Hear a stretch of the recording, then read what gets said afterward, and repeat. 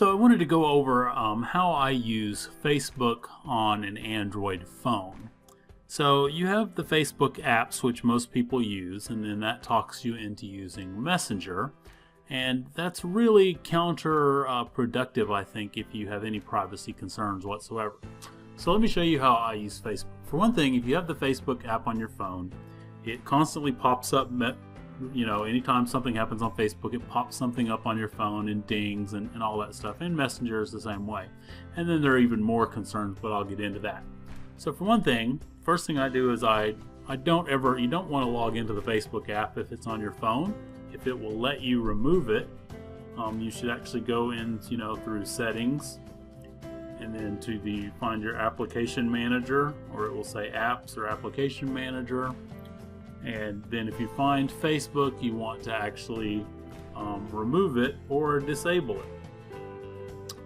So you'll see here I do not have Facebook on this on my phone. So that's good. So how do you use Facebook? Well, the idea behind this is you just open a web browser like Chrome, and you just put in www.facebook.com.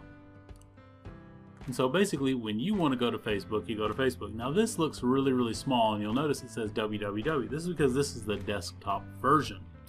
And so on a phone, you don't want, I clicked on the three little dots at the top of the screen.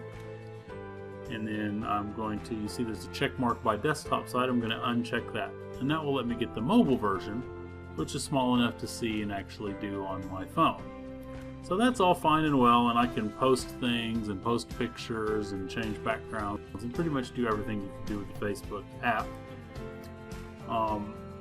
The only thing you can't do is when you try to use Messenger, it's going to basically take you to install Messenger, because they really want you to use Messenger, because this lets them invade everything in your life.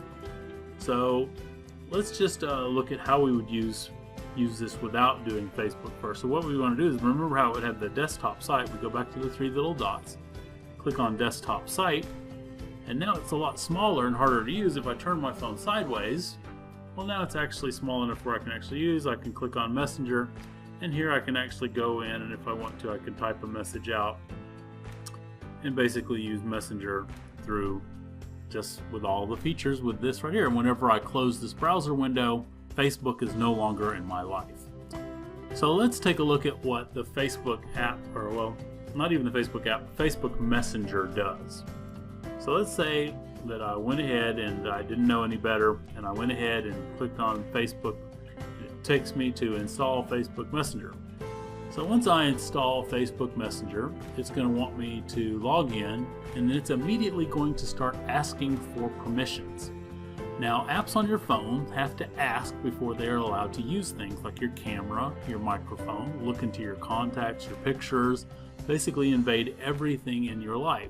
But they have to get permissions to do it. So those little pop-ups that pop up and ask you for permission, if the app does not need to do it, like some apps will ask to use the microphone, but if you're not going to talk to it and it's not going to record anything, don't agree to that.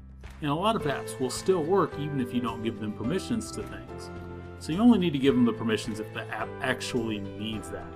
So I'm going to go ahead and open this, and I'm going to go ahead and log into it. So I'm going to pause this for just a second. Okay, and we're going to sign in.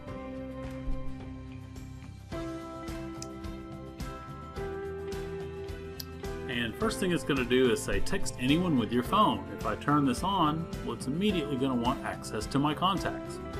So if I allow this, now Facebook has all of my contacts. Now it's going to want to make sure it's got my correct phone number. I'm going to put my phone number in and get a verification code. The next thing it's going to do is ask me about SMS or text messages. And if I say OK on that, now it's going to want permission, or it's going to want to be my default SMS text messaging app. And this is how Facebook got everybody's text messages. When you say yes to this, you're going to go ahead and allow Facebook to see all of your text messages and record them so that they can market to you.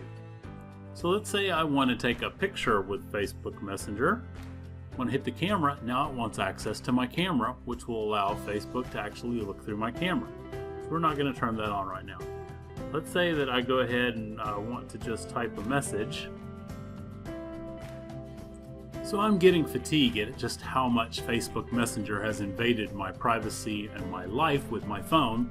So let's just take a look at it. I'm going to slide down from the top here and go to Settings, a little gear icon, and let's go to the Application Manager. And let's go find, it's just called Messenger now, it's not called Facebook. They're trying to basically make it harder for you to find it.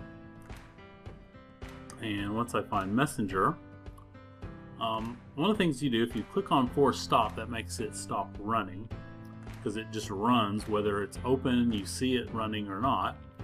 And let's go ahead and look at the permissions.